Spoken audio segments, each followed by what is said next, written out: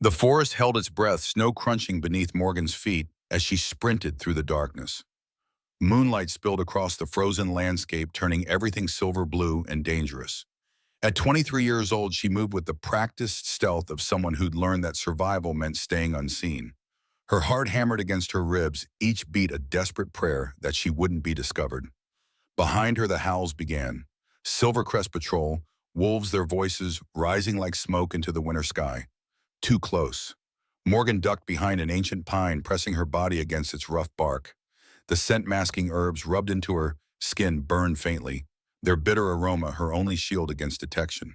She held her breath, counting each second as footfalls approached, then gradually faded in the wrong direction. The patrol had missed her trail. Relief washed over her, but there was no time to savor it. She had a mission to complete. Morgan moved with renewed purpose toward the territorial border, marked by a line of ancient stones carved with symbols that predated written history. She knew this spot well after 7 nights of dangerous journeys. The small clearing where patrol paths from both territories intersected was perfect. The snow here lay pristine, untouched, except for wolf prints showing regular patrols.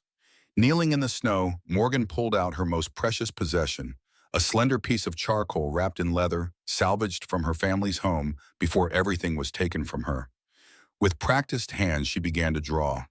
The warning took shape beneath her fingertips, a detailed map of the Peace Festival grounds, with attack positions marked 50 enemy figures converging on a central point, the unmistakable symbol of betrayal. Every stroke was precise, every detail exact. This was her 8th night, her final warning. Tomorrow would be too late. As she finished drawing the protective circle around the king's figure, something changed in the air around her. A stillness deeper than silence, a watching presence that raised the fine hairs on her neck. Slowly, Morgan raised her head. 30 white wolves stood in perfect formation around her. Their silver-white fur gleamed in the moonlight, their discipline absolute. Not a single growl, not a single movement. The silent guard of Whitecrest, the elite warriors of the north. And at their center, a wolf larger than the rest, pure white with eyes the color of glacier ice. The listening king had found her. Morgan hadn't spoken in 17 years. Not since the night she watched her parents die. Not since she'd screamed for help until her throat bled and no one came. She'd been 6 years old then, small and terrified, hiding in the storage cellar while men broke into their Montana home. She'd heard her father's shouts, her mother's pleas. Through a crack in the floorboards, she'd seen the blood pool and spread. She'd recognized one of the voices, a man her father had argued with days before, a man who now led the Silvercrest pack. When they left, she tried to scream, tried to call for help, but something inside her had broken. The words wouldn't come. They never came again. Her grandmother had found her the next morning, curled beside her parents' bodies, throat raw from trying to make sounds that wouldn't form. The old woman had gathered her close whispered ancient prayers over her head and taken her far away from that place of death. Some wounds cut too deep for words, her grandmother had told her years later. But there are other ways to speak. Under her grandmother's guidance, Morgan discovered drawing. First crude shapes made with burnt sticks, then more refined lines as she grew older. By 12, she could render perfect likenesses. By 15, her art spoke with a voice clearer than words ever could. It became her language, her way of existing in a world that had taken so much from her. When her grandmother died 2 years ago, Morgan had been left alone with one final secret revealed to her. She was an Omega, a rare designation within wolf society. Omegas were treasured for their ability to calm conflicts, to heal emotional wounds. They were also vulnerable, often forced into political marriages by power-hungry alphas seeking to use their gifts. "Hide what you are," her grandmother had whispered on her deathbed. "Use the herbs I've shown you. Stay invisible until you find a place that will treasure you for yourself, not use you for what you are." So Morgan had stayed hidden in Silvercrest territory, working as a servant in Alpha Wesley's household. She scrubbed floors, prepared meals, carried firewood. She kept her head down. She became the perfect, invisible person, the servant no one noticed, the mute girl no one bothered to speak to. The herbs masked her Omega scent, turning her into nobody. Until tonight, when being nobody might finally serve a purpose greater than survival. The great hall of Silvercrest Pack echoed with Alpha Wesley's voice. Most servants had been dismissed for the evening, but Morgan's silent, forgettable. Morgan remained scrubbing the massive stone floor with practiced efficiency.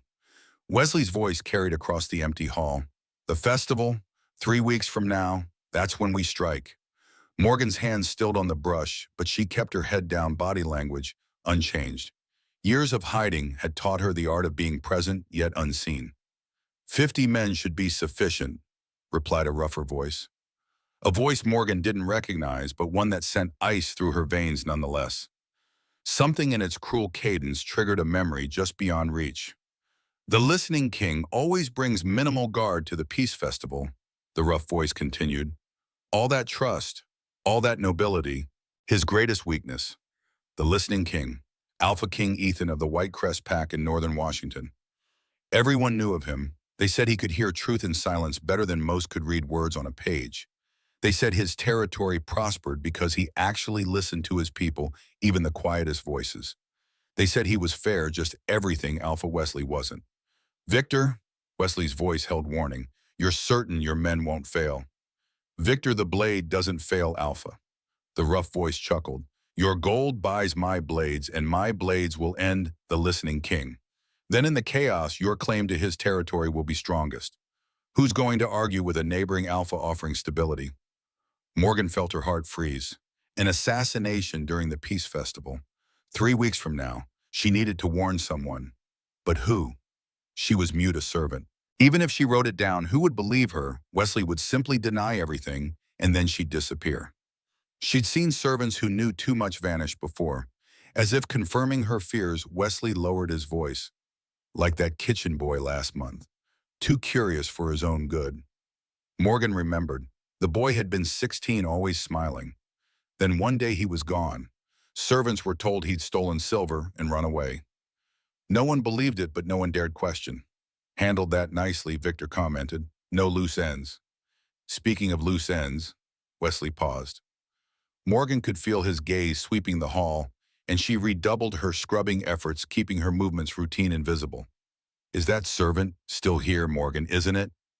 Morgan's blood ran cold, but her hands never faltered in their rhythm. The mute one, Wesley laughed. She's fine. Hasn't spoken a word in all the years she's been here. Probably doesn't even understand what we're saying. Besides, who would she tell? Victor grunted agreement, and Morgan felt a bead of cold sweat trickle down her spine. As their conversation turned to details of the ambush, Morgan memorized every word. Positions, numbers, timing. Her artist's mind captured it all, storing images to be drawn later. When Wesley and Victor finally left, Morgan remained kneeling on the stone floor, heart pounding. The half-cleaned hall gave her an excuse to stay to think. She needed to warn King Ethan, but how letters could be intercepted. Messengers questioned. Then it came to her. The territorial border. The snow. Her art. If she could reach the border, she could leave warnings where Whitecrest patrols would find them. Drawings in the snow detailed precise warnings that couldn't be traced back to her. It was dangerous. If she was caught outside Silvercrest territory at night, if rogues found her, if Wesley's wolves spotted her. But if she did nothing, a good king would die. And how many others would suffer under Wesley's expanded rule? Morgan looked down at her hands, small, pale, marked with calluses from years of servant work. These hands had scrubbed floors, carried firewood, prepared meals. These hands had drawn countless pictures in silence. These hands would draw a warning that couldn't be ignored. Later that night, as Morgan prepared to slip away from the servant quarters, a memory surfaced, sharp and sudden like glass underfoot. Victor the Blade. She knew that voice. It had been 17 years, but some sounds carved themselves into a child's memory forever. The rough voice belonged to one of the men who had killed her parents, the man who had laughed while doing it, and now he was here working with Wesley. The realization wasn't a surprise exactly. Morgan had suspected Wesley's involvement in her parents' death for years, too many coincidences in his rise to power afterward. But confirmation brought a wave of nausea so powerful she had to press her hand against the wall to steady herself. The men who had murdered her family were planning to kill again to expand their power and control, and she was the only one who could stop them. Morgan slipped into the small storage room that served as her quarters and retrieved her drawing supplies from beneath a loose floorboard. She changed into dark clothing and wrapped a black scarf around her head, concealing her silver-white hair.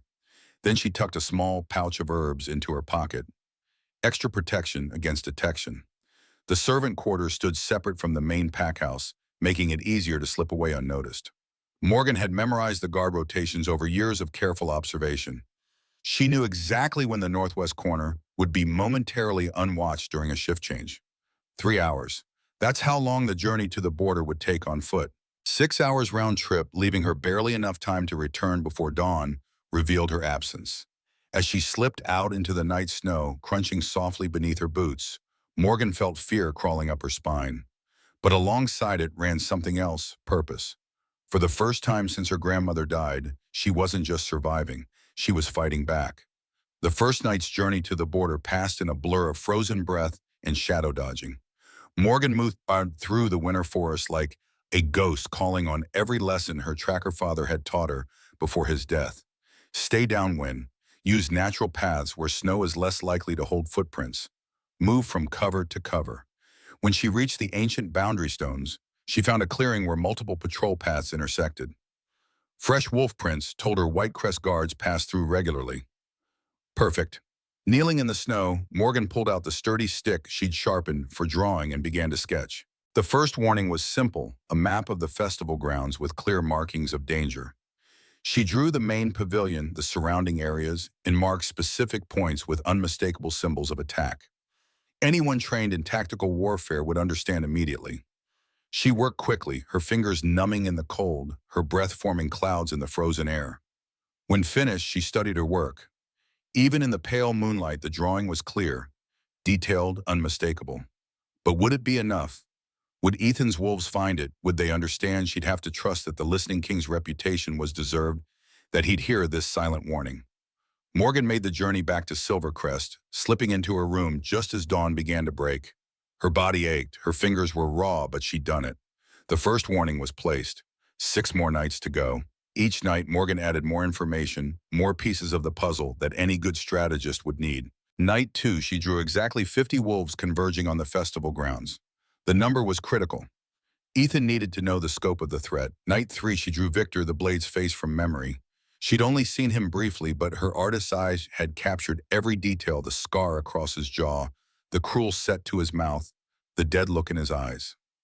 It was one of her most detailed portraits, and she included the symbols that marked him as a known rogue leader. Night 4, she drew the Silvercrest symbol connected to the rogues. This was the most dangerous revelation. If anyone from Silvercrest found these drawings, if they realized someone had betrayed Wesley's plan, but it had to be done. Ethan needed to know who was behind the attack. Night 5. She drew the full moon marked with the exact date. Timing was everything. The attack was planned for the height of the festival, when guards would be relaxed and celebrating. Night 6. She drew detailed tactical positions where the rogues would strike first, how they'd split their forces, where they'd try to cut off retreat. Morgan had heard enough of Wesley and Victor's planning to understand their strategy. Night 7. She drew the escape routes. Victor planned to use the fallback positions, the secondary meeting points, everything she'd overheard while scrubbing floors and being invisible. Each night when she returned exhausted and frozen, she wondered if it was working. Were Ethan's patrols finding the drawings? Were they taking them seriously? Or were they dismissing them as children's games or elaborate pranks? She had no way to know. All she could do was keep trying, keep adding information, and hope that somewhere out there, someone was listening to her silent plea. On the 8th morning, Morgan set out before dawn. She needed to complete one final drawing, the most important one. She would draw Ethan himself surrounded by a protective shield with the clear message, "Protect him." It was risky going so soon after the previous night. Her body was exhausted, her fingers raw and bleeding from the cold and the rough bark she used for drawing tools. But there were only 2 weeks left until the festival. Time was running out. She reached the clearing as the sky began to lighten, that strange time between night and dawn when the world held its breath. The snow was pristine, untouched, except for her footprints and the patrol marks from previous days. Morgan knelt in her usual spot and began to sketch. She'd never seen Ethan in person, but his description was well known. They said he was tall, powerfully built with platinum blonde hair, that he wore long in the old way. They said his eyes were ice blue, sharp as winter sky. She drew him standing tall, regal, strong. Round him she drew a perfect circle, a shield, a barrier, a symbol of protection. She poured everything into this drawing, all her desperation, all her hope, all her silent prayer that this warning would be enough. Please understand. Please be safe. She was so focused on the drawing, so absorbed in getting every detail perfect, that she didn't hear the footsteps in the snow. Didn't realize she wasn't alone until absolute silence made the hair on her neck stand up. Morgan's hand froze mid-stroke. Slowly, carefully, she turned her head and saw them. 30 white wolves arranged in a perfect semicircle behind her. They were massive, clearly elite warriors, their white and silver fur gleaming in the dawn light. They stood in military formation, completely silent, not a single growl or movement. The Silent Guard, Ethan's legendary elite, and in the center, one wolf that dwarfed all others. Pure white with eyes the exact shade of ice blue she'd just been drawing. Those eyes were fixed on her with an intensity that stole her breath. The Alpha King himself. Morgan's first instinct was to run. But where she was surrounded, outnumbered, and even at her fastest, she'd never outrun wolves, especially not elite warriors. So instead, she did something that probably seemed insane. She stood slowly, keeping her hands visible. She lifted her chin, met those ice-blue eyes directly, and didn't look away. If she was going to die, she'd die with dignity. She'd die knowing she'd tried to save an innocent king from assassination. The great white wolf took a step forward, then another. The other wolves held position, but their leader approached until he was less than 10 feet away. Then he shifted. It was fluid, seamless, beautiful. One moment a massive white wolf. The next a man who matched Morgan's drawing so perfectly it made her dizzy.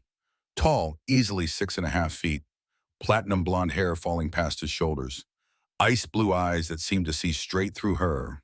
He was bare-chested despite the cold, his skin marked with scars that spoke of battles survived. He was the most striking man Morgan had ever seen, and he was staring at her like she was something precious and impossible.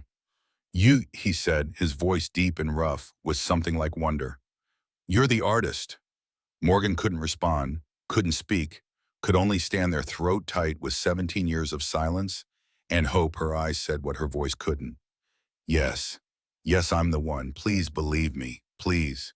Ethan's gaze moved from her face to the drawings in the snow. She watched him take in the latest image himself, surrounded by a protective shield. Then his eyes moved to the other drawings she'd made over the past week, still visible in the untouched snow. The maps, the tactical positions, the portrait of Victor, the symbols of betrayal. When his eyes returned to her, something had changed in them. Understanding and fury, not at her, but at what she'd revealed. "You can't speak," he said quietly. It wasn't a question. Something in her posture, her silence, her expression had told him. Morgan shook her head. "But you can hear me," she nodded. "These drawings." He took a step closer. "You've been coming here for a week, every night alone in the dark, risking your life to warn me about an assassination attempt." Another nod. Ethan closed his eyes briefly, and when he opened them, they blazed with something fierce. "You're from Silvercrest Pack." It wasn't a question, but Morgan nodded anyway. Her heart was racing now. Would he send her back? Would he think she was part of the trap? If your Alpha discovers you betrayed his plan, Ethan's jaw clenched. "He'll kill you." Morgan made a slashing gesture across her throat. Yes, exactly. Something happened then. Something Morgan had heard about but never experienced. The air between them suddenly felt electric, charged like lightning about to strike. The world seemed to narrow until there was only him, only those ice blue eyes, only the feeling of being seen, truly seen for the first time in 17 years. The mate bond. She saw the moment Ethan felt it too. His eyes widened, his breath caught, and he moved without thinking, closing the distance between them in 2 long strides and taking her hand in his. The moment their skin touched, the world exploded. The mate bond slammed into Morgan with physical force, making her gasp. It was warmth and safety and home and belonging all at once. It was every lonely year suddenly filled, every silent scream finally heard, every part of her that had been broken slowly starting to knit together. But it was more than that. Her drawings in the snow began to glow.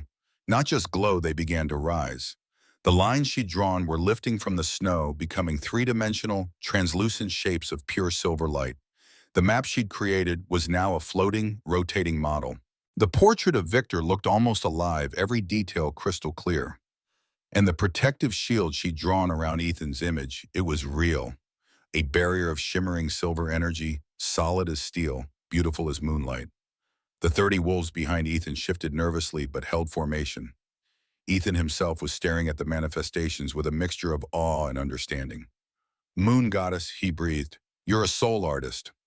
Morgan looked from her glowing drawings to Ethan's face, shock written across her features. She'd had no idea. Had never known her gift could do this. She'd just been drawing, just trying to communicate the only way she knew how. Soul artists can create reality from art. Ethan explained, his voice gentle despite the wonder in his eyes. It's the rarest gift the goddess gives. I thought they were extinct. The last known soul artist died 200 years ago. He squeezed her hand carefully and the drawings pulsed brighter. Your gift awakened because of the mate bond, because you were trying to protect me with everything you had. Your art became real because your intention was pure. Morgan's mind was reeling. Mate bond, soul artist, everything was happening too fast, too much. But Ethan's hand in hers was an anchor, steady, solid, safe. What's your name? He asked softly. She couldn't tell him, couldn't speak. But she held up her other hand and traced letters in the air. Morga. Morgan, Ethan repeated, in the way he said it like it was something precious, made her chest ache. I'm Ethan. His eyes never left hers. And you're my mate, my soul artist mate, who's been risking everything to save my life. He raised her hand to his lips, pressed a kiss to her knuckles that sent warmth flooding through her. I won't let anything happen to you. You're under my protection now. Mine to guard, mine to cherish, mine to keep safe. One of the wolves behind them, a large silver female, shifted to human form. She was tall, powerfully built, with silver-white hair braided back from a striking face. Alpha, she said, her voice respectful but urgent.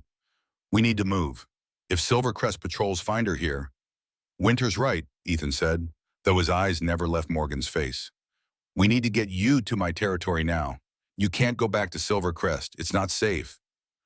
Morgan's eyes went wide. Leave, just like that. She had nothing. No belongings, no preparations, nothing but the clothes on her back and the herb pouch she used to hide her scent. As if reading her thoughts, Ethan said, We'll send someone for anything you need later. Right now, your safety is all that matters. His eyes searched hers. Will you come with me? Will you trust me? Morgan looked at him, really looked. At the honesty in his ice-blue eyes, at the protective stance of his body, at the way he held her hand like she was something breakable and precious. She thought of Silvercrest of Wesley's cruelty of years, spent invisible and silent and alone. She thought of these drawings she'd made now glowing with silver light because she'd wanted so desperately to protect this man she'd never met.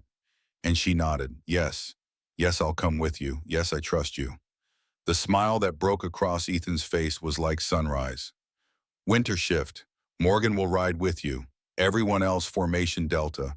We're not taking chances. Within moments, Morgan found herself being carefully lifted onto Winter's back. The silver wolf was large enough to carry her easily, and her fur was surprisingly warm. The other wolves formed a protective circle around them, 30 elite warriors moving as one with Ethan at the point. As they began to run, Morgan looked back at the clearing. Her glowing drawings were already fading, returning to simple lines in snow. But the message had been received. The warning had been heard. For the first time in 17 years, Morgan felt like her voice, even silent, had actually mattered. The Whitecrest territory was unlike anything Morgan had ever seen. Where Silvercrest was all sharp edges and cold stone, Ethan's domain was built with warmth in mind. The buildings were constructed from pale wood and stone, designed to blend with the snowy landscape while providing shelter from the harsh weather. Everywhere she looked, she saw wolves going about their business with confidence and purpose. No one looked invisible here. Everyone seemed to matter. Ethan led their party straight to the Great Hall, a massive structure that managed to feel both imposing and welcoming. Inside, fires roared in enormous hearths, and the smell of fresh bread and roasted meat made Morgan's stomach clench with sudden hunger. When had she last eaten properly? Helen, Ethan called, and an older woman appeared from a side corridor. She had silver hair pulled back in a neat bun and kind gray eyes that assessed Morgan in seconds. Alpha. Helen's eyebrows rose as she took in Morgan's appearance, the servant's clothes, the raw fingers, the exhausted pallor. This is Morgan, Ethan said, and something in his voice made Helen's eyes go even wider. My mate, she's a soul artist. She's been traveling in secret for a week to warn us about an assassination plot. She's exhausted, potentially injured, and she needs immediate care. Helen was already moving before he finished speaking. Come, dear, let's get you warm and fed and looked after. She turned to Ethan with a stern look that surprised Morgan. Alpha, you can hover after I've ensured she's not going to collapse. Despite everything, the exhaustion, the fear, the overwhelming strangeness of this new place, Morgan found herself almost smiling at the way Helen spoke to Ethan, like he was just another wolf who needed to be managed, not the legendary Alpha King. I'll be right here, Ethan said, catching Morgan's hand before she could be led away. I'm not leaving, but please let Helen help you. Morgan nodded and allowed herself to be guided to a private room. Helen worked with efficient gentleness, checking her over for injuries, bandaging her raw fingers, wrapping her in warm furs by a roaring fire. Can you drink this, dear? Helen offered a cup of something that smelled like herbs and honey. Morgan took it gratefully, sipping the warm liquid. It soothed her throat and sent warmth through her cold limbs. The Alpha says you're mute, Helen asked gently. Morgan nodded. By choice or by injury? Morgan hesitated, then traced in the air Trauma. Understanding filled Helen's eyes. Oh, little one, I'm so sorry. She paused, considering. But you should know this pack includes several wolves who can't speak. We've developed a system of hand signs. Would you like to learn? Morgan's eyes went wide. Sign language. An actual way to communicate beyond drawing letters in the air. She nodded eagerly. Helen smiled. Good, I'll teach you, but first let's get some proper food in you. You're far too thin. Over the next hours, Morgan was fed, bathed, and provided with clean, warm clothes. Helen stayed with her, teaching her the basic hand signs the pack used. It was an elegant system, and Morgan picked it up quickly, her artist's memory for visual patterns serving her well. By evening, she could form simple sentences, expressing basic needs and answering simple questions. It felt like a door long closed was finally opening. Not speech, no, but communication. Connection. When Ethan returned, he found Morgan sitting by the fire in a simple blue dress, practicing signs with Helen. You're a quick learner, he said from the doorway, his voice warm with admiration. Morgan turned and her heart skipped at the sight of him. The mate bond hummed between them, new and strange and wonderful. With halting signs, she said, Thank you for helping me. You understand her already? Helen asked Ethan, surprised. I've known sign language since childhood, he replied, his eyes never leaving Morgan. My sister was mute. This revelation made Morgan study him more carefully. There was a story there, pain written in the lines around his eyes when he mentioned his sister. I'll leave you two to talk, Helen said, rising. But Alpha, she needs rest. Don't keep her up too long. After Helen left, Ethan sat across from Morgan, keeping a respectful distance despite the pull of the bond between them. I know this has all happened very quickly, he said. Finding your mate should be a joyous occasion, not one tangled with danger and politics. He leaned forward, hands clasped between his knees. I want you to know that while the mate bond is sacred to me, I expect nothing from you. Your safety and comfort come first. Morgan studied him, this king who spoke to her as an equal. With careful signs, she asked, Your sister, what happened to her? Pain flashed across Ethan's face. Amber was born unable to speak. She was 4 years younger than me, brilliant, stubborn as hell. A ghost of a smile touched his lips. She was the one who pushed our pack to develop a formal sign language rather than the hodgepodge we used before. She wanted everyone to communicate clearly, not just be understood. His hands clenched. When she was 16, she was killed by rogues led by Victor the Blade, the same man plotting against us now. Morgan felt cold wash through her. With trembling hands, she signed, I'm sorry. It was 15 years ago, Ethan said softly. I've spent every day since making sure her death wasn't in vain. Our sign language program, our emphasis on hearing all voices, regardless of how they speak, that's her legacy. There was silence between them, not uncomfortable, but heavy with shared understanding. Finally, Morgan gathered her courage and signed, Wesley and Victor killed my parents. 17 years ago. Ethan went very still. You're sure? Morgan nodded, her signage becoming more fluid as she found words for a story she'd never told anyone. I was 6, hiding in the cellar. I saw it happen through cracks in the floor. I recognized Wesley's voice. Yesterday, I recognized Victor's voice too. They were talking about killing you. Fury burned in Ethan's eyes, but his voice remained gentle. No wonder you risked so much to warn me. Our stories are connected by the same monsters. Justice, Morgan signed the movement, sharp and decisive. Yes, Ethan agreed. Justice.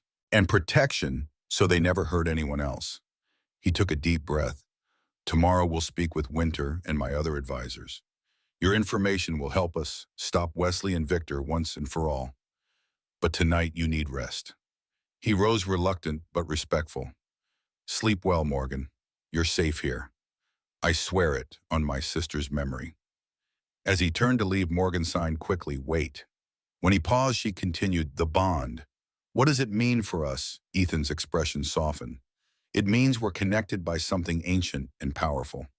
Traditionally, it leads to formal mating ceremonies, partnerships, families. But right now, it simply means you're not alone anymore. Neither of us is. We'll figure out the rest together at whatever pace feels right. After he left, Morgan lay awake for a long time staring at the ceiling. She'd gone from invisible servant to soul artist mate in a single day. The world had shifted beneath her feet, and she was still finding her balance. But for the first time in 17 years, she felt something unfamiliar stirring in her chest. Hope. The next morning brought more changes. Winter, who Morgan learned was Ethan's beta, arrived with clothing not servant's garb, but beautiful dresses and practical training gear. You're the Alpha's mate, Winter said firmly when Morgan tried to refuse the finer items. You'll be Luna after the mating ceremony. You need to look the part. The word Luna made Morgan's heart race. That title only came after the mating ceremony, after the formal bond was complete. Right now, she was just Ethan's mate. But the way Winter said it, like it was inevitable and right, made something warm bloom in Morgan's chest. Winter was a study in contrast, fierce warrior one moment, thoughtful strategist the next. As she helped Morgan select appropriate clothes, she explained more about Whitecrest's social structure. We're not a typical pack, she said. Ethan's grandfather began reforms that Ethan has expanded. Here your value isn't just in your designation or physical strength. Everyone contributes according to their abilities. Morgan raised her eyebrows, skeptical after her experiences at Silvercrest. Winter smiled slightly. I know, it sounds idealistic, but it works. Our territory has the lowest crime rate, highest education levels, and strongest economy in the Northwest. Turns out when you actually listen to people, good things happen. Later that morning, Morgan met with Ethan Winter and a massive male called Gray, who served as Gamma Third in command. They gathered in a private study lined with books and maps, windows overlooking snow-covered mountains. Morgan and Ethan began. Would you share what you know about Wesley and Victor's plans? Your drawings told us much, but details will help. For nearly an hour, Morgan used her newly learned signs to explain everything she'd overheard. When signs failed her, she drew quick sketches on parchment Ethan provided. Gray watched her with undisguised suspicion. His massive arms crossed over his chest. Convenient, he rumbled when she finished. A mute Omega from enemy territory appears with warnings, activates a mate bond with our Alpha, and turns out to be a mythical soul artist. All just in time to save us from an assassination plot. Morgan stiffened at his tone, but Ethan spoke before she could respond. You doubt her, Gray. I doubt convenient coincidences, the Gamma replied. What if this is part of Wesley's trap? What if she's been sent to distract you? Lower your guard. She risked her life 8 nights in a row, Winter pointed out. Those drawings required hours in freezing conditions. Hardly the actions of someone working for Wesley. Unless that's what we're meant to think, Gray argued. Wesley is cunning. He plays the long game. Morgan felt ice forming in her stomach. She hadn't considered how suspicious her appearance might seem. How could she prove her loyalty to people who had no reason to trust her? Then she remembered something. With quick, decisive movements, she signed to Ethan. I know where Victor and Wesley meet. I know a secret entrance to Silvercrest's Great Hall. I can help you catch them together. Ethan translated for Gray, whose eyebrows rose. That would be valuable intelligence, Winter admitted, but dangerous to obtain. I'm not suggesting Morgan return to Silvercrest, Ethan said firmly. That's out of the question. Morgan tapped the table to get their attention, then signed, Not me, I can draw a map. Show your spies where to go, when to listen. As she signed, something strange began to happen. The air around her fingers shimmered with faint silver light. As her hands shaped the words, draw a map, the light intensified. Your gift, Ethan murmured. It's responding to your intent. Morgan stared at her glowing hands in wonder. Then, acting on instinct, she moved her fingers through the air as if drawing on an invisible canvas. Silver light trailed her movements, forming lines and shapes that hung suspended between them. A three-dimensional map of Silvercrest territory took form: the main buildings, the guard positions, the hidden paths she'd used for years. It rotated slowly, showing entrances and exits, patrol patterns, blind spots. Magnificent, Winter breathed. Even Gray looked impressed despite himself. But as Morgan continued adding details, the light around her hands began to flicker. Sweat beaded on her forehead, and her breathing became labored. The map wavered portions, fading in and out. "Morgan, stop," Ethan said sharply, reaching for her hands. "Something's wrong." The moment he touched her, the map solidified again, glowing brighter than before. But Morgan's face had gone pale, her eyes unfocused. "Enough," Helen said from the doorway where she'd been watching unnoticed. The older woman hurried forward. "She's draining herself. The gift requires energy, and she's still weak from her ordeal." As Helen's words penetrated her concentration, Morgan felt the room tilt. The map dissolved into sparkling motes of light, and she would have collapsed if Ethan hadn't caught her. "I warned you she needed rest," Helen scolded, helping Ethan ease Morgan into a chair. "Soul artist magic is powerful, but it comes at a cost." "I didn't know," Ethan said, guilt evident in his voice. "I wouldn't have let her." "She doesn't know her own limits yet," Helen interrupted, pressing a cup of water into Morgan's shaking hands. "None of you do. Soul artists are legends, not living history. We're in uncharted territory." Morgan sipped the water, feeling strength slowly return. When her head cleared, she signed weakly. "I'm sorry, I didn't mean to cause trouble." Ethan crouched beside her chair, eye level with her. "You have nothing to apologize for. We pushed you too hard too soon." "The map was impressive," Gray admitted grudgingly. "If accurate, it gives us a significant advantage." "If she can do that in her weakened state," Winter added, "imagine what she might accomplish at full strength with proper training." "No one is imagining anything until she's fully recovered," Helen said firmly. "She needs food, rest, and time to adjust to her gift." Ethan nodded. "Helen's right. This meeting is over. Morgan needs to recover." He helped her to her feet, his hand steady under her elbow. "We have 2 weeks until the festival. That's time enough to plan." As they left the study, Morgan caught Gray watching her, his expression thoughtful rather than suspicious now. Progress, perhaps. The next few days passed in a blur of new experiences. Morgan continued learning sign language, advancing quickly to more complex expressions. Helen explained that Whitecrest's system had been developed over decades, influenced by American Sign Language, but adapted for their pack's needs. Amber, Ethan's sister, was the one who pushed hardest for standardization, Helen told her. Before her, each family with nonverbal members developed their own signs. Communication across the pack was inconsistent. She changed that. Morgan also learned more about soul artists from Logan, an elder who served as Ethan's most trusted advisor. The old wolf, his hair white, but his blue eyes still sharp, had known a soul artist in his youth. "My grandmother's cousin," he explained as they sat in the pack's extensive library. "She could breathe life into her sculptures, make claybirds fly, stone wolves howl. But each creation drained her. By 50, she looked 90, worn down by her gift." Morgan's hands moved anxiously. "Will that happen to me?" Logan shook his head. "Not necessarily. She never had a mate to balance her energy. The stories say a soul artist bonded to a compatible mate can draw strength from the connection, preventing the drain." He pulled an ancient book from a shelf, its leather binding cracked with age. "This contains what little we know about your kind. Most is legend, but some practical knowledge survived."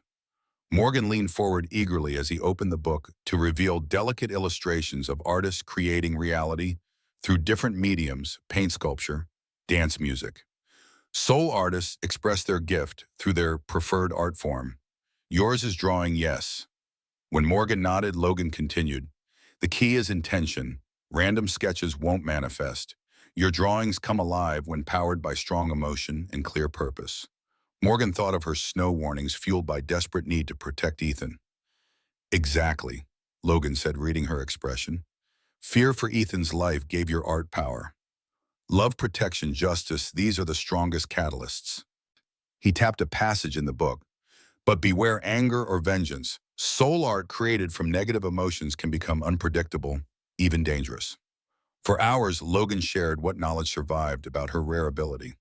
Soul artists were once revered as bridges between imagination and reality, spiritual conduits able to manifest the intangible. They served as healers, creating remedies that conventional medicine couldn't provide, as advisors showing leaders possible futures through their art, as teachers making complex concepts visible and tangible. But their rarity made them targets, Logan explained. Power-hungry alphas sought to control them, use their gifts for war or personal gain. Many soul artists were forced into servitude. Others hid their abilities. By the 19th century, they were thought extinct.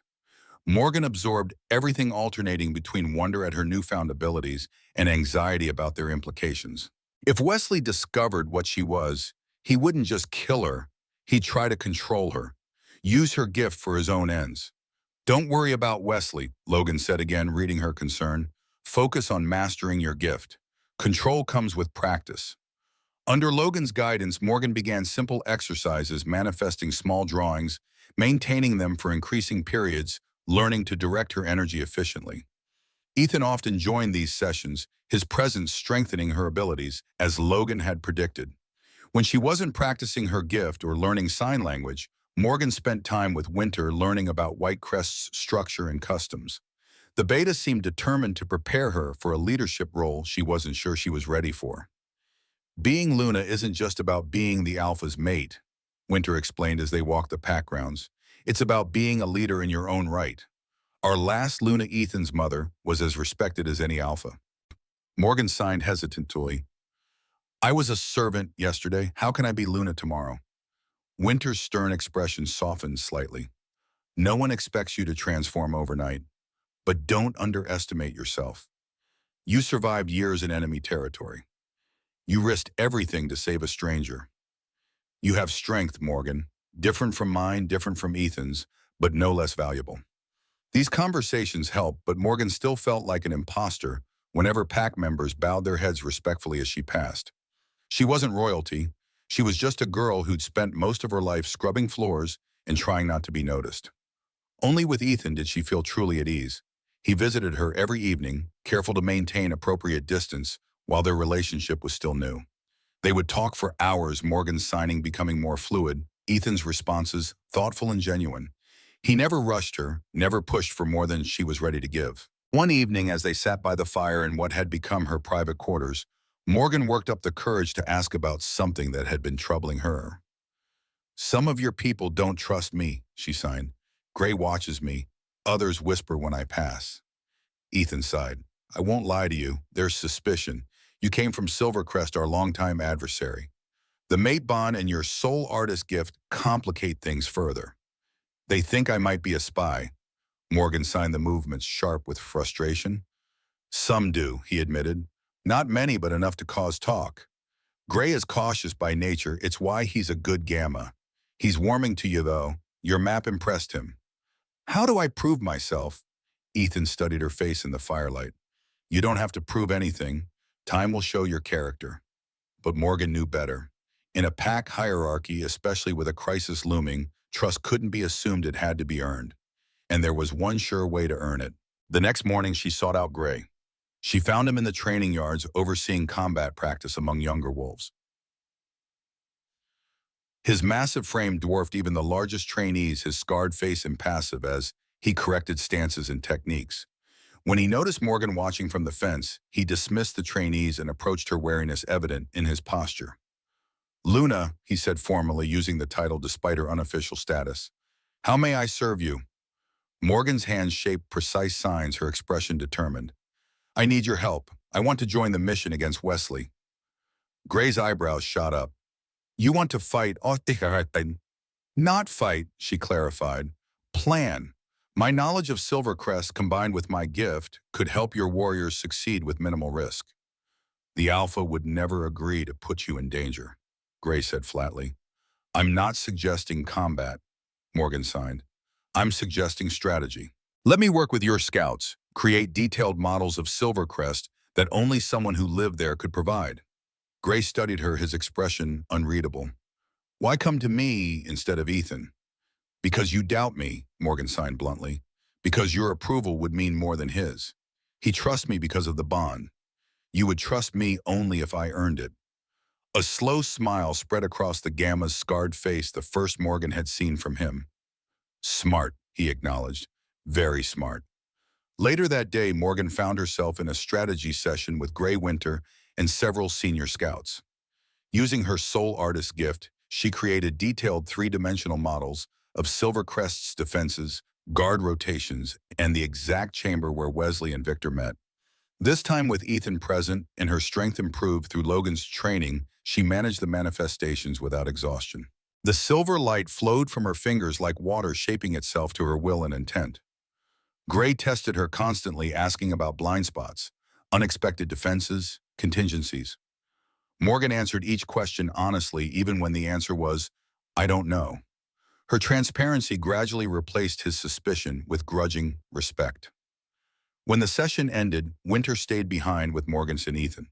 "We've captured one of Wesley's scouts," the beta announced. "He was lurking near our borders 2 days ago.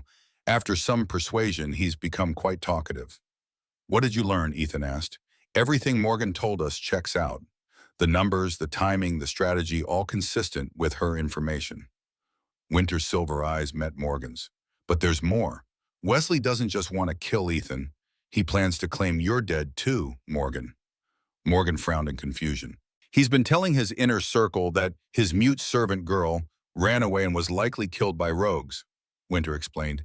"He's using your disappearance to heighten security, claiming Whitecrest might be kidnapping Silvercrest members." "A convenient cover," Ethan growled.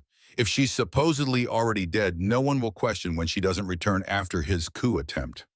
Morgan's hands trembled slightly as she signed. "Did the scout mention my designation? Does Wesley know I'm an Omega?" Winter shook her head. "No, it seems your herbs worked well.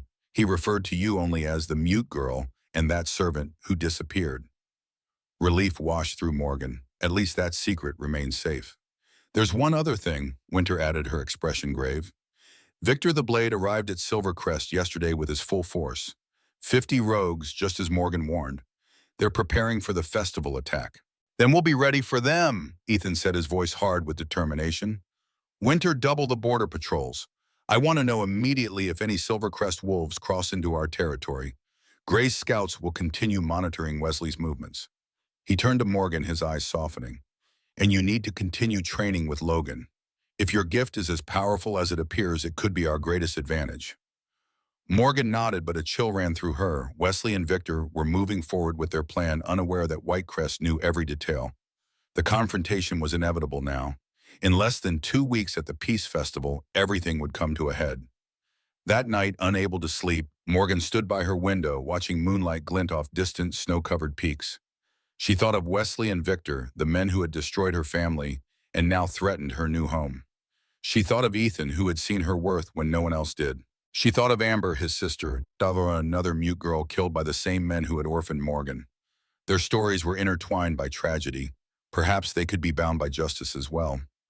A soft knock at her door pulled her from these thoughts. She opened it to find Ethan similarly sleepless, concern etched on his face.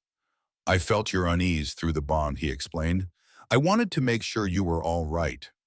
Morgan stepped back, inviting him in with a gesture. They sat by the dying fire, silence comfortable between them. Finally, Morgan signed, "I'm afraid." "Of the coming conflict. Of losing this," she clarified. "For the first time in 17 years, I belong somewhere. I matter. I'm afraid of having that taken away again." Ethan reached for her hand, entwining their fingers. The bond hummed between them, warm and reassuring. "I can't promise there won't be danger," he said softly. "But I can promise you won't face it alone. Not ever again." Morgan studied his face in the fading firelight, the strength in his jaw, the kindness in his eyes, the unwavering conviction in his expression. This was a man who had lost a sister and channeled that grief into creating a better world. This was a leader who valued every voice, who saw strength in compassion. This was her mate. With deliberate movements, she signed, "The festival. After we stop Wesley and Victor, after everyone is safe. I want the mating ceremony then." Ethan's eyes widened, then blazed with joy and something deeper. "You're sure I don't want you to feel rushed because of circumstances?" Morgan nodded firmly.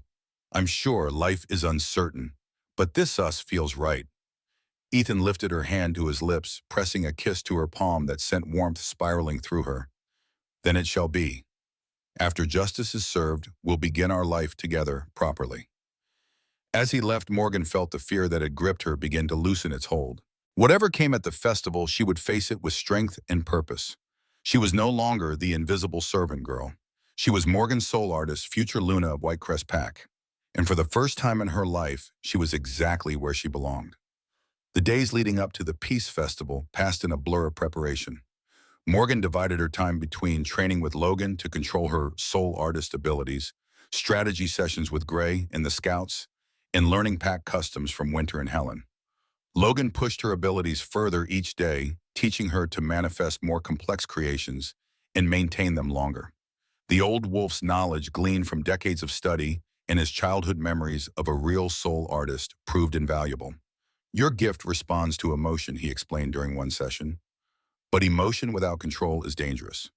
You must learn to direct your intent with precision.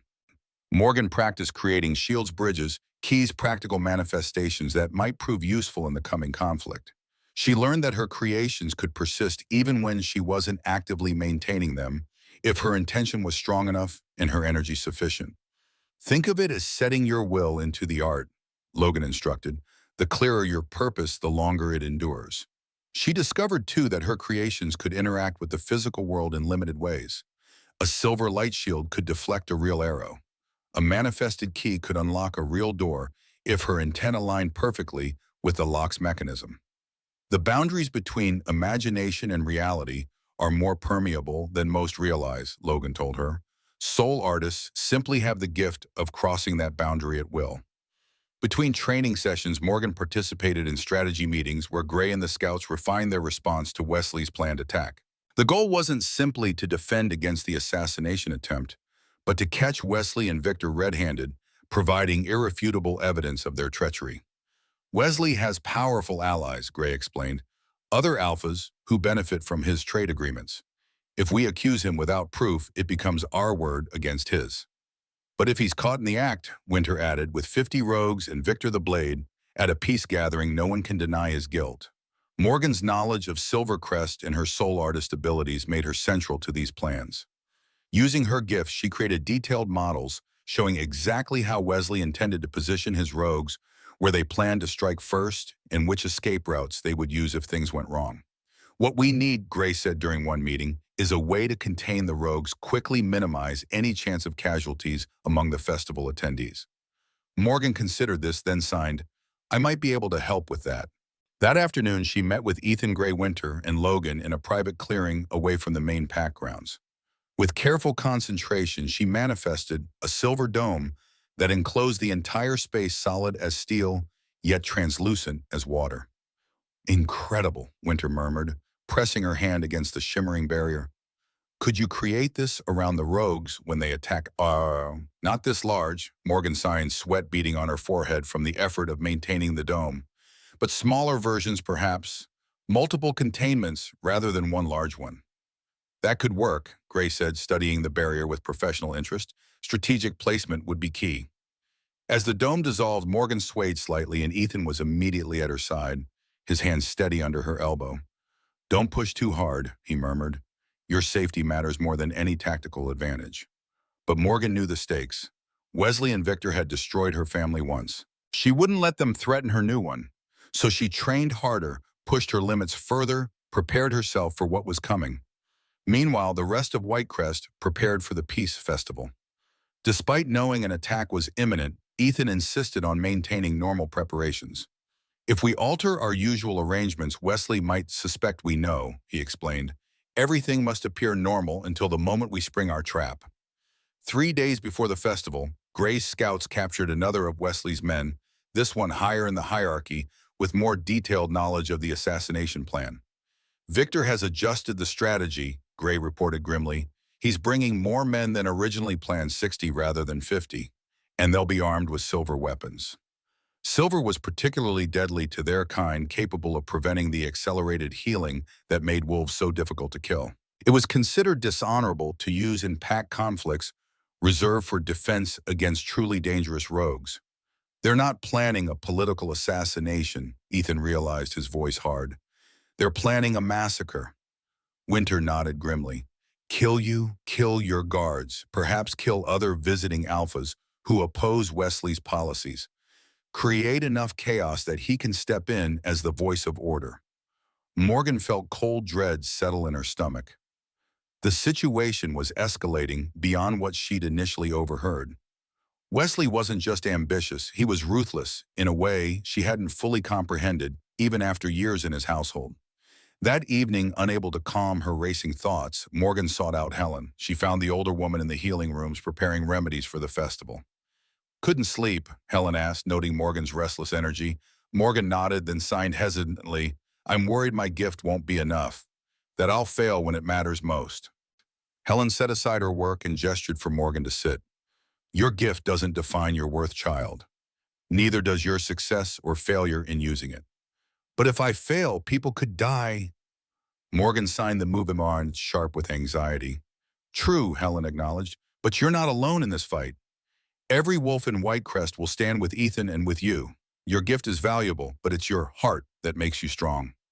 She reached out, patting Morgan's hand. I've watched you these past days learning our ways, pushing yourself to help people who were strangers to you 2 weeks ago. That kind of courage doesn't come from magical abilities. Morgan blinked back unexpected tears. All her life, she'd been defined by what she lacked first, her voice, then her parents, then her freedom. Now she was being defined by what she could give, by the strength that had kept her going through years of invisibility.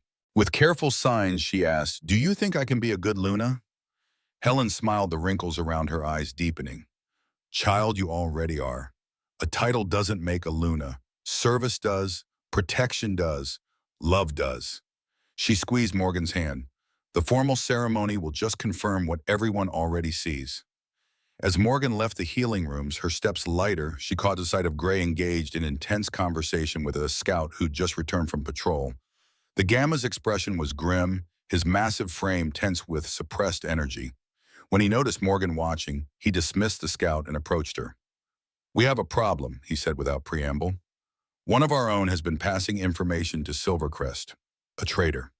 Morgan's eyes widened. With quick signs, she asked, who? Carter, one of my junior scouts. Gray's expression darkened. He was caught slipping across the border to meet with Wesley's beta. When confronted, he admitted to sharing details about our security arrangements for the festival. Does he know about me? Morgan sighed out, fear clutching at her throat. About our plans, Gray shook his head. No, he's too low-ranking to be included in our strategy sessions. But he's told Wesley that Ethan has taken a mate and that there's unusual activity among the senior pack members. Wesley will be suspicious, Morgan realized. He might change his plans again. Exactly, Gray agreed. The Alpha wants you at the emergency council meeting in 10 minutes. We need to adjust our strategy. The council chamber was already full when Morgan arrived with Gray.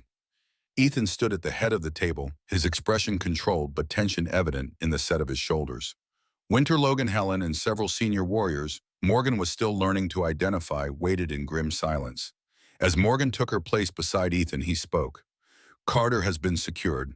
He'll face pack justice after the festival, but right now our priority is adjusting to this breach. How much does Wesley know? One of the warriors asked. Carter claims he only shared general information, Gray answered. Festival arrangements, guard rotations, the news that Ethan has found a mate, nothing about Morgan's gift or our knowledge of the assassination plot. But Wesley is cunning, Winter added. Even with limited information, he'll suspect something has changed. He knows Ethan too well to believe he'd randomly take a mate weeks before a major political event. Logan spoke up, his aged voice still commanding attention. We must assume Wesley will alter his plans, perhaps even accelerate his timeline. Ethan nodded grimly, which means we need to be prepared for an attack before the festival. His eyes met Morgan's. This changes everything. And as the council debated new strategies late into the night, Morgan realized that the final confrontation with the men who had destroyed her family was coming sooner than anyone had anticipated. The reckoning was at hand. The day of the Peace Festival dawned cold and clear sunlight glinting off fresh snow. Despite the adjusted timeline and heightened securities, Whitecrest maintained the appearance of normal preparations. Pavilions rose along the festival grounds, colorful banners snapped in the winter breeze, and cooking fires sent fragrant smoke curling into the blue sky. Behind this peaceful facade, Whitecrest warriors moved with calculated precision. The silent guard positioned themselves strategically throughout the grounds, their white fur allowing them to blend with the snow. Scouts watched the borders alert for any sign of Wesley's forces approaching. Morgan stood in her chambers, allowing Helen to help her dress for her first public appearance as Ethan's mate. The gown was silver white elegant, yet practical, allowing freedom of movement should she need it. Her silver white hair was braided with small crystals that caught the light. "You look beautiful," Helen said, adjusting the final details. "Every inch a Luna." Morgan's hands moved in the sign language she now used fluently. "I feel like I'm pretending. Yesterday I was scrubbing floors. And today you're helping save a kingdom," Helen replied. "Life changes quickly sometimes." She squeezed Morgan's shoulders gently. "Remember what Logan taught you. Control your emotions, focus your intent, conserve your energy until it's needed." Morgan nodded, then signed. "Where is Ethan?" "Meeting with the visiting alphas. 4 territories have already arrived for the festival. Their safety is his primary concern now." "And Logan?" "Preparing the ancient ward stones at the perimeter," Helen answered. "He's been working since dawn, placing protective barriers that few would recognize, but all will benefit from." A hint of admiration colored her voice. For years, many thought his knowledge of old ways was merely academic curiosity.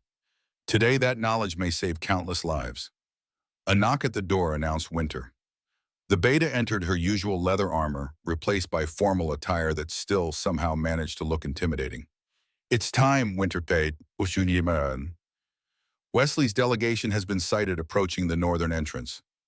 Morgan's heart accelerated. This was it. The confrontation she'd both dreaded and anticipated for 17 years. She rose, smoothing her gown with suddenly trembling hands. "Don't worry," Winter said, noticing her nervousness. "We've prepared for every possibility. Gray has his best warriors in position. The silent guard surrounds the entire festival grounds. Logan has enhanced the perimeter defenses with ancient wardstones. And you have us," Helen added, squeezing Morgan's arm. "You're not facing this alone." Morgan took a deep breath and nodded. With careful signs, she said, "I'm ready."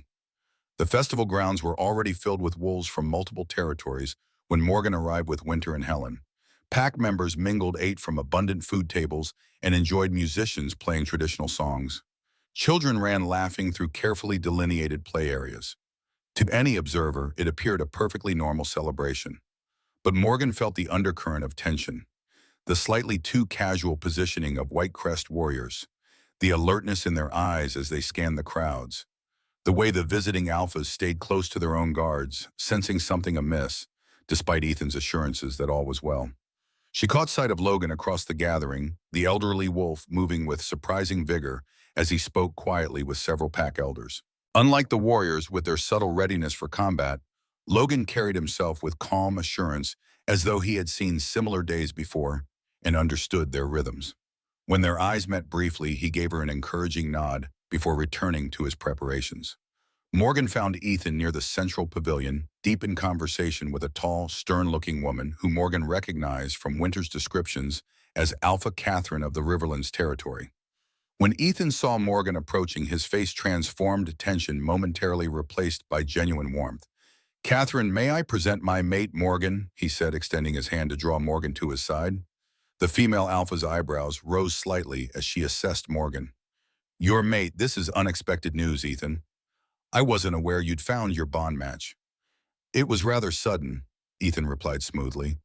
"But the goddess works in her own time." Catherine's sharp eyes missed nothing the way Morgan carried herself, the silent communication passing between her and Ethan, the protective stance of Winter just behind them. "Indeed she does," Catherine said finally. "Congratulations are in order then, though your timing is interesting given the current political climate." Before Ethan could respond, a commotion at the northern entrance drew their attention. Wesley had arrived with his Silvercrest delegation. Morgan felt ice spread through her veins at the sight of him. Alpha Wesley cut an impressive figure, tall, dark-haired, classically handsome, in a way that concealed the cruelty beneath. He moved with calculated charm, greeting other alphas with practiced warmth, his delegation following in disciplined formation. and at his side, half a step behind, walked Victor the Blade. The mercenary was trying to look respectable in formal clothing, but couldn't disguise his essential nature. His scarred face and cold eyes marked him as a predator playing at civilization. Morgan instinctively stepped closer to Ethan, who squeezed her hand reassuringly. "Steady," he murmured. "Let them come to us." Wesley worked his way through the gathering, performing the expected diplomatic greetings. When he finally approached Ethan, his smile was all teeth and no warmth. "Ethan," he said, clasping the other Alpha's arm in the traditional greeting. "Another year, another festival. Your territory looks prosperous as always." "Wesley," Ethan returned evenly, "thank you for making the journey. I trust your travels were uneventful." "Entirely peaceful," Wesley replied. His eyes shifted to Morgan, and for an instant confusion flickered across his features. He didn't recognize her, not dressed as she was, now standing tall beside an Alpha instead of hunched over a scrub brush. "Allow me to introduce my mate, Morgan," Ethan said formally. Wesley's smile tightened almost imperceptibly. "Mate, congratulations. This is recent news, I take it." "Very recent," Ethan acknowledged. The goddess's blessing came rather unexpectedly. Wesley studied Morgan more carefully now, and she met his gaze steadily, refusing to shrink under his scrutiny. There was no recognition in his eyes, just calculation. He was assessing this new variable, trying to determine how it affected his plans. "I don't believe I've had the pleasure," he said, extending his hand toward Morgan. Ethan answered smoothly. "Morgan doesn't speak, an old trauma. She communicates through our pack's sign language." Wesley's eyebrows rose. "How unfortunate and unusual. I recently lost a servant with a similar affliction. Disappeared without warning." His eyes narrowed slightly. Curious coincidence. The air between them crackled with unspoken hostility. Morgan kept her expression neutral, but her heart hammered against her ribs. He was suspicious, but not yet certain. "Perhaps we can speak privately later, Ethan," Wesley suggested. "I have some trade proposals that might interest you." "Of course," Ethan agreed, his tone pleasant but unyielding. "After the opening ceremonies. For now, please enjoy the festival's hospitality." As Wesley moved on, Victor lingered a moment longer, his cold eyes sweeping over Morgan with disturbing intensity.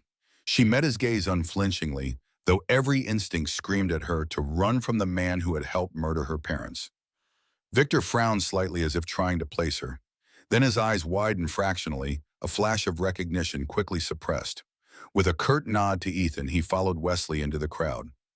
"He knows," Morgan signed quickly to Ethan once they were out of earshot. "Victor recognized me."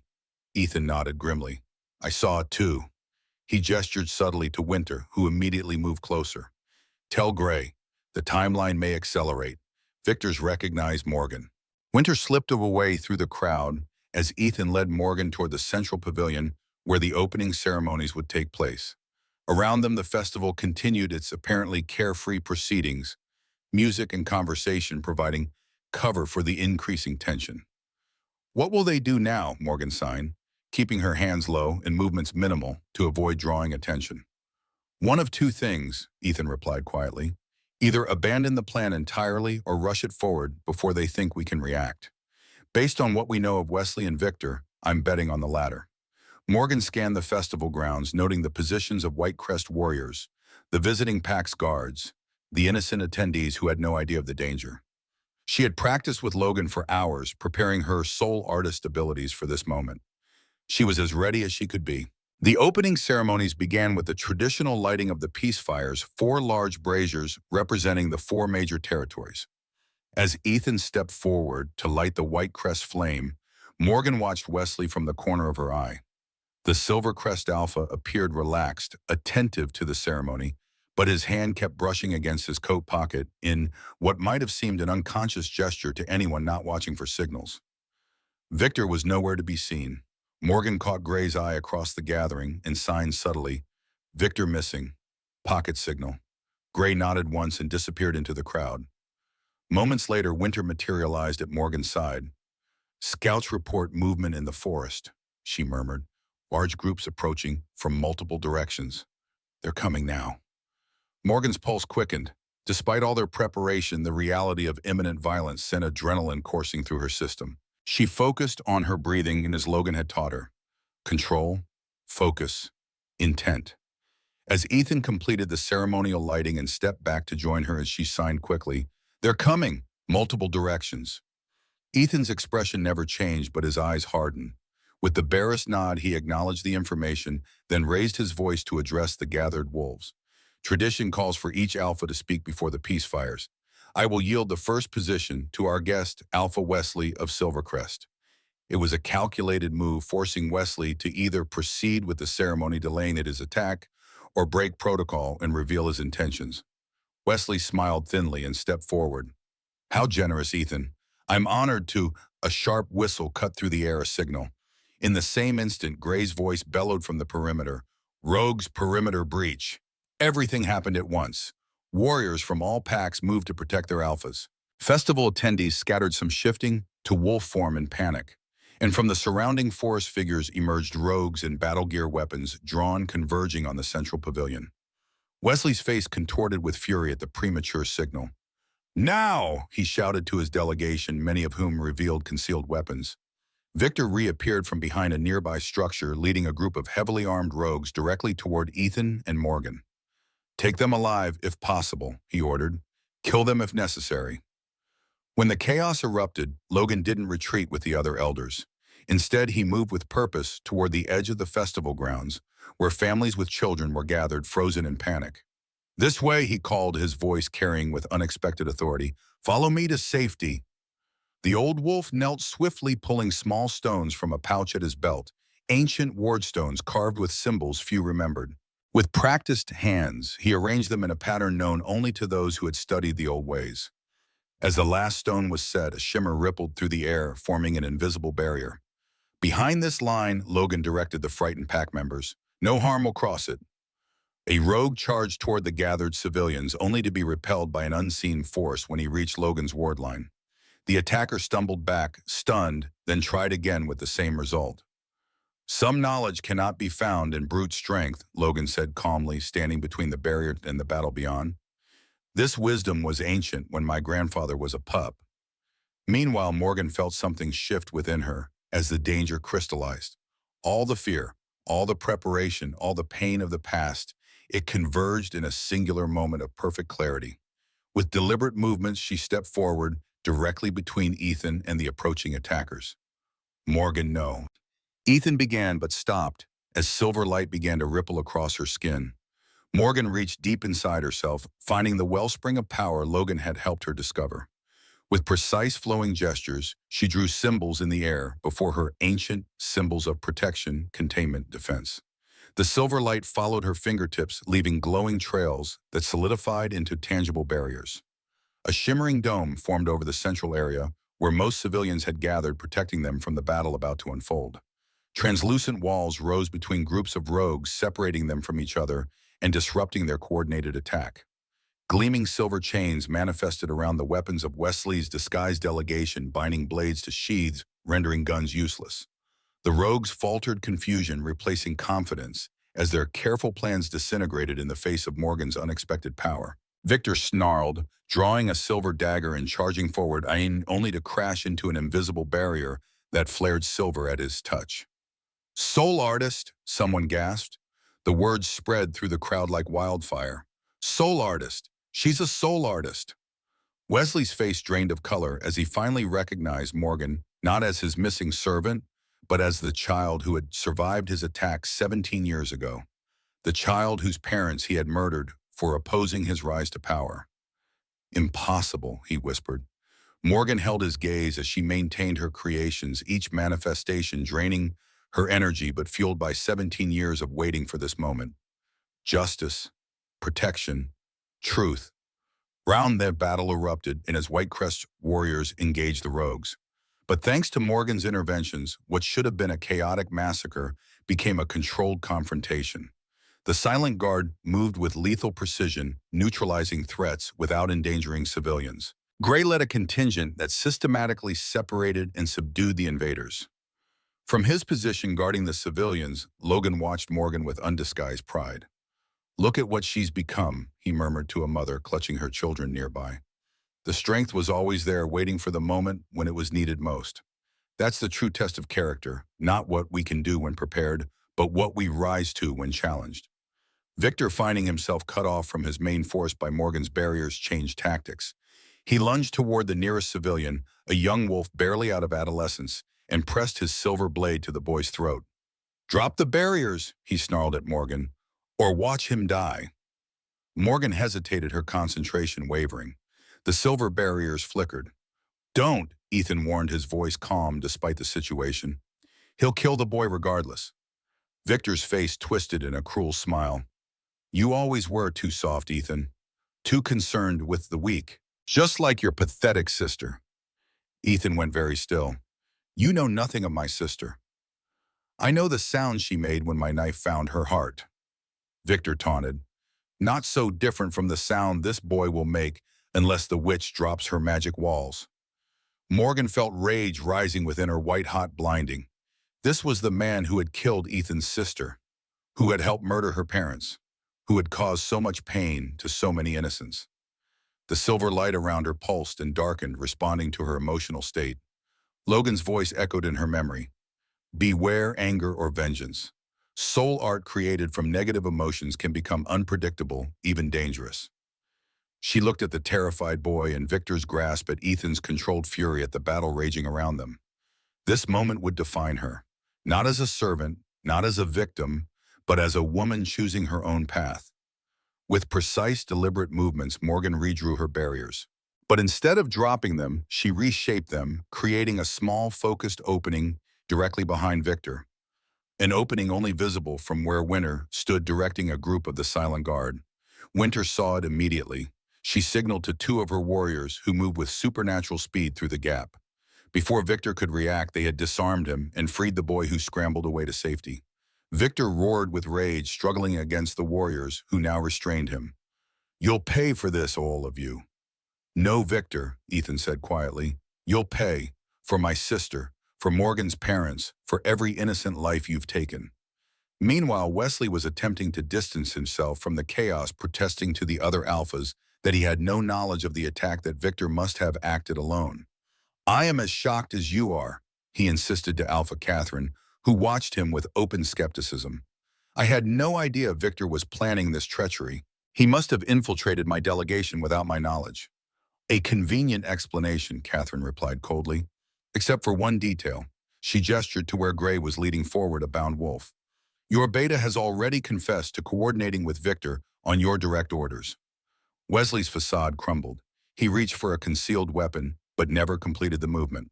Morgan, seeing his intent, created silver restraints that locked around his wrists and ankles, immobilizing him instantly. The entire confrontation had lasted less than 10 minutes.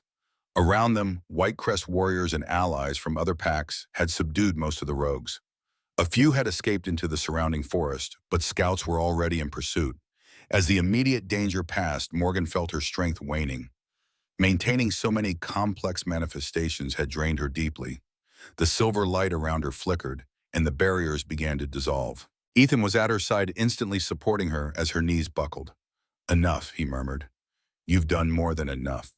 As Morgan released her hold on the soul art, exhaustion crashed over her. The last thing she saw before darkness claimed her was Wesley and Victor being led away in chains, finally facing justice for crimes committed 17 years ago. Morgan woke in her chambers, sunlight streaming through the windows. She felt drained but whole, as if she'd been emptied and then carefully refilled. How long had she been unconscious? 3 days, came Ethan's voice from beside her. He sat in a chair pulled close to her bed, his face showing signs of fatigue and relief. "You overextended yourself." Morgan tried to sit up, and Ethan gently helped her, arranging pillows to support her back. When she was comfortable, she signed weakly, "Wesley, Victor." "Secure," Ethan assured her, "along with most of their forces. The few who escaped have been declared outlaws by all 4 territories. They won't find shelter anywhere. The boy, the one Victor threatened, safe, unharmed." Ethan smiled slightly. "He's been telling anyone who'll listen about how the Silver Lady saved him." The door opened quietly, and Logan entered carrying a small wooden box. The old wolf's eyes brightened, seeing Morgan awake. "Welcome back to the land of the living," he said, setting the box on a nearby table. "You gave us quite a scare." Morgan's hands moved slowly, still weak from exhaustion. "What happens now?" "Now," Ethan took her hand gently. Now justice proceeds. The four alphas have convened a formal tribunal. Wesley and Victor will answer for their crimes, not just the attack, but all the rest. Your parents, Amber, every life they have taken or ruined. Morgan closed her eyes, briefly absorbing this. Justice after 17 years of waiting. It felt unreal, like a dream she might wake from at any moment. There's something else, Logan said, opening the wooden box to reveal a bound journal. The Council of Alphas has recognized the importance of preserving knowledge that almost died with time. He looked at Morgan meaningfully. Your gift awakened interest in the old ways and abilities once thought lost. They've created a new position, Keeper of Knowledge, to ensure that wisdom passes from one generation to the next. They appointed Logan, Ethan added, pride evident in his voice. His lifelong study of our history of soul artists and ancient practices has finally received the recognition it deserves. Logan's weathered face creased in a smile. What they've finally recognized is that strength takes many forms. The wisdom we gain through years of experience is as valuable as the vigor of youth, perhaps more so in times of crisis. He placed the journal on Morgan's lap. I've begun documenting everything I know about soul artists, their abilities, their limitations, their history, and I'd like you to add to it as you learn to master your gift. Morgan's hands shaped the question, why me? Because legacy isn't about buildings or monuments, Logan replied. It's about what we pass on to those who follow. What we learn must not die with us. That's how we defeat time, not by living forever, but by ensuring our knowledge does. Her fingers traced the leather cover reverently. With careful signs, she replied, I would be honored. There's something else, Ethan continued. Your soul artist gift. Word has spread throughout all territories. Already wolves with unusual abilities are coming forward, previously too afraid to reveal themselves. You've started something, Morgan, a renaissance of gifts long thought lost. Morgan hadn't considered this possibility. She'd been focused on survival for so long, the idea that her actions might inspire others to embrace their true natures hadn't occurred to her. With stronger movements, she signed, I want to help them, teach them what Logan taught me. Ethan smiled. I thought you might say that. Logan has already proposed establishing a formal academy for gifted wolves with you as its heart. The next week passed in a blur of recovery and adjustment. Morgan regained her strength gradually under Helen's watchful care. The tribunal proceeded with both Morgan and Ethan testifying about the crimes committed against their families. When Morgan described the night her parents died using sign language translated by Ethan, there wasn't a dry eye in the council chamber. Wesley and Victor were found guilty of multiple counts of murder, treason, and conspiracy. The punishment was permanent exile, stripped of pack status, marked, so all would know their crimes, released into the wilderness with no territory willing to shelter them. A fate worse than death for wolves who define themselves by power and control. A special session of the Council of Four Territories was convened the day after the sentencing. The meeting hall was filled not only with the alphas and their immediate advisors, but with representatives from all packs. Logan had been given a seat of honor, a recognition of his new status as Keeper of Knowledge. Alpha Catherine opened the proceedings. Before we close this chapter of our history, we must acknowledge that if not for Logan's knowledge of ancient magic of soul artists and their abilities, our losses would have been far greater. Gray, still bandaged from the battle, nodded. His experience is what we needed most in that moment. Not physical strength, not speed, but wisdom. Ethan stood. I propose a new position in our Alliance Council, Keeper of Knowledge. The holder will be responsible for collecting, preserving, and passing down the wisdom of our ancestors, ensuring future generations are not cut off from the wisdom of the past. Catherine nodded, and I believe no one is better suited than Logan of Whitecrest for this position. The room echoed with sounds of approval. Morgan, standing at the back with Winters, saw Logan's shoulders straighten, a new pride illuminating his eyes. I accept this responsibility, Logan said, his voice strong and clear. Not for the honor, but for the duty to ensure that what I know will not die with me. Ethan smiled. Physical strength wanes, but wisdom endures. It's time we recognized its true value. 2 weeks after the failed attack, when Morgan had fully recovered, Ethan came to her with a question. The mating ceremony, he said. You mentioned wanting it after Wesley and Victor were dealt with. I've respected your recovery time, but I wanted to know if you still desire this. Morgan's hands moved without hesitation. Yes, more than ever. The ceremony was held under the full moon with the entire pack in attendance. Morgan wore white and silver with her silver-white hair flowing loose down her back. Helen had woven crystals and moonflowers into the strands until she glowed like living artwork. Ethan wore traditional ceremonial furs, his platinum hair braided in the old way. He looked every inch the Alpha King, powerful and regal and strong. But the way he looked at Morgan, like she was the only person in the world who mattered, that was what made her heart soar. Helen performed the ceremony, speaking the ancient words that would bind them formally in the eyes of the pack and the moon goddess. When it came time for the marking, Ethan cradled Morgan's face gently.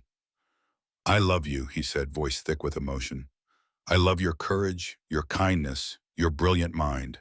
I love the way you see the world and translate it into art. I love that you chose to be brave when staying silent would have been safer. I love everything about you, Morgan, and I'll spend my life making sure you never doubt it." Morgan's hands moved in response, signing words the entire pack could now understand. "I love you. You heard me when no one else did. You made me visible when I'd spent years hidden. You gave me a voice louder than words. You're my home." When Ethan marked her neck, claiming her as his mate in Luna before the moon goddess, something extraordinary happened. Morgan's soul artist gift flared with the power of the completed bond, and suddenly the entire clearing was filled with glowing images. Drawings lifted from her memory and became real, her parents smiling and proud, her grandmother gentle and loving, the scared 6-year-old she had been, and the strong woman she'd become, Ethan and the 30 white wolves who'd surrounded her that dawn, the drawings in the snow that had saved his life. Every important moment of her journey rendered in silver light floating around them like a gallery of her soul. The pack gasped in wonder. This was soul artist magic at its finest, truth, made visible emotion, made real silence given form. When the images finally faded, Morgan turned to face the pack, her pack now, her home. And then something even more extraordinary happened. She opened her mouth and spoke her first word in 17 years. "Mine." Her voice was rough from disuse, barely more than a whisper, but in the stunned silence, everyone heard it. Ethan's eyes went wide with wonder and joy. Morgan's hands moved to clarify what she meant. "This pack, this home, this life, this love, all mine, and I'm never invisible again." The pack erupted in celebration, howls echoing through the night. Ethan pulled Morgan into his arms, holding her tight, while she shook with the enormity of what she'd done. She'd spoken not because the mate bond magically healed her trauma, not because she was fixed or cured, but because she'd finally felt safe enough, valued enough, loved enough to choose her voice. "You don't have to speak again if you don't want to," Ethan murmured against her hair. "I love you either way." Morgan signed, "I know, but maybe sometimes I will when I have something important to say."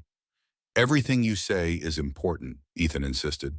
"Spoken or signed or drawn or painted, every form of communication you choose is precious." 5 years later, Morgan sat in her studio, a beautiful room in the great hall that Ethan had designed specifically for her art. Sunlight streamed through enormous windows, illuminating the paintings and drawings that covered every wall. She was working on a portrait when young voices called from the doorway. "Mama, Mama, watch!" Morgan turned to see her twins running into the room. 4-year-old Michael had his father's platinum hair and ice blue eyes. Emma had Morgan's silver white hair and a quieter demeanor. Both were clutching pieces of charcoal.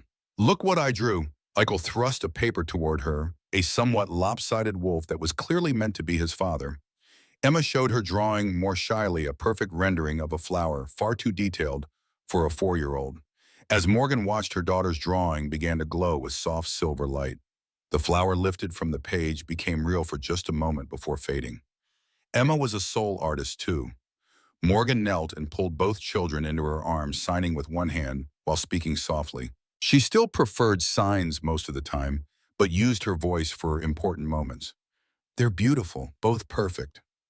"When I grow up, I'm going to be in the silent guard like Uncle Gray," Michael declared. Emma signed quietly. "I want to paint like you, Mama." "You can be whatever you want," Morgan assured them, "as long as you're kind and brave." Ethan appeared in the doorway, their 6-month-old son James sleeping against his chest. Behind him stood Logan, now well into his 70s, but still sharp-eyed and vital. The old wolf had become grandfather to their children, his wisdom and knowledge a bridge between generations. "Are they bothering you?" Ethan asked. Morgan signed with a smile. "Never. They're perfect." She stood moving to her mate's side. Ethan wrapped his free arm around her, and they watched their twins run off to play.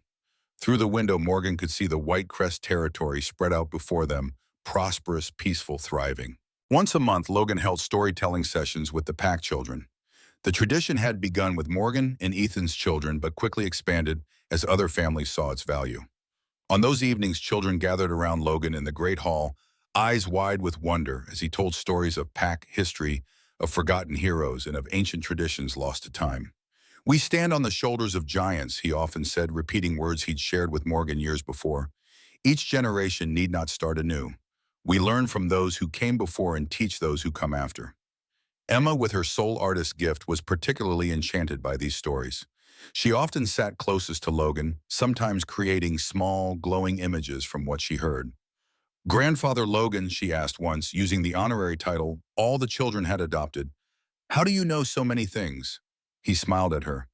"Because I listened. I listened when I was young, when no one else cared for the stories of the old. I remembered what they said. I wrote it down, and now when they are all gone, I am the only one who remembers." Logan looked across the gathering of children, his eyes finding Morgan and Ethan standing at the back of the room. "That is how we live forever, little ones, not in our bodies, but in the memories and actions of those we teach." "You'll live forever in us," Emma declared, her voice solemn beyond her years. Logan chuckled softly, eyes twinkling. "There you see, that is legacy. Not names on gravestones, not possessions left behind, but the seeds of wisdom we plant in the minds of the young." He winked at Morgan. "And sometimes, if we're lucky, those seeds grow into something more wonderful than we could have imagined." Morgan had done more than save Ethan's life. Her warnings had preserved an entire territory. Her gifts, both her art and her strategic mind, had helped shape policies, diffuse conflicts, build alliances. She'd established an academy for wolves who struggled with traditional communication. Children who were mute-deaf or simply found words difficult learned to express themselves through drawing, painting, sculpture. Several had manifested rare gifts when given the freedom to communicate in their own way. Whitecrest had become known as a place where everyone's voice mattered, spoken, signed, drawn, or simply felt. A place where being different wasn't a weakness, but a strength. "What are you thinking?" Ethan asked, nuzzling her hair. Morgan sighed it about that scared servant who drew pictures in the snow, about how far she's come. "She became a hero," Ethan said, "became a Luna, became the mother of my children and the heart of my territory, became the most important person in my world." Logan smiled from where he stood, watching the exchange. "She became visible. That's all she ever wanted." "You're more than visible," Ethan insisted. "You're radiant. You're powerful. You're loved by an entire pack." Morgan signed, "Yours." Then she spoke the word aloud too, her voice soft but clear after years of gradual healing. "Yours." Ethan kissed her softly. "And I'm yours, always." Years later, when young wolves would come to Luna Morgan feeling lost or voiceless, unable to express who they were or what they needed, she'd smile and show them her earliest drawings. The ones from that week when she'd risked everything to warn a king she'd never met. "I was invisible once." She'd sign her voice, sometimes adding soft words for emphasis. "I was silent and scared and alone. I thought my voice didn't matter because I couldn't speak, but I was wrong." She'd show them her academy filled with artwork that had literally changed the territory. Paintings that had resolved conflicts, drawings that had designed new buildings, sculptures that had inspired new laws. "Communication isn't about sound," she'd tell them. "It's about connection, about truth, about having something to say and finding a way to say it. Whether that's words or signs or art or music or simply presence, your voice matters. You just have to find the right way to share it." Logan would often join these conversations, his aged face lined with wisdom, his voice carrying the weight of experience. "The moon goddess gives us gifts," he'd say, gesturing to the territory beyond the windows. "Not to make us powerful, but to help us connect, to help us serve, to help us save each other." Morgan's gift let her warn a king. Let her save lives. Let her build a family and a home. But the gift wasn't what mattered. What mattered was having something important to say and finding the courage to say it. He'd look at the young wolf with absolute certainty and add, "You have important things to say. Find your way to say them and know that here in this territory, every voice is heard, even the silent ones, especially the silent ones." Morgan would watch the exchange heart full. Logan had found his purpose in guiding the next generation. His knowledge, once considered outdated, now formed the foundation of Whitecrest's renaissance. He was revered not for physical strength, but for wisdom earned through decades of observation and study. And every time without fail, the young wolves would leave feeling heard, valued, and hopeful. Because Luna Morgan, the mute Omega who'd drawn warnings in the snow and became a queen, had shown them that every voice mattered, even the silent ones, especially the silent ones.